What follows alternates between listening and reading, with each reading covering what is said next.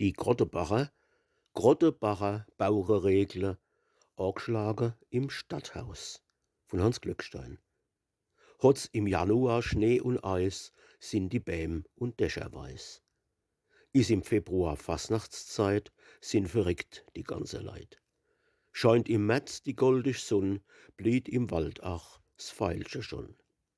Grüns und sprosst's zur Maiezeit, ist der Frühling schon bereit. Wann der Juni kalt und nass, is es dreckig auf der Gass. Herrscht der Schnook ihr Geigespiel, ist der Juli drückend schwül.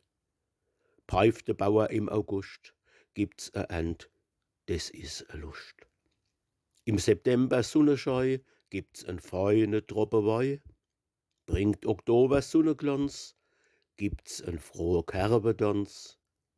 Wann's schon im November schneit, ist der Winter nimmer weit. War der Jahrgang noch so krumm, im Dezember geht er rum.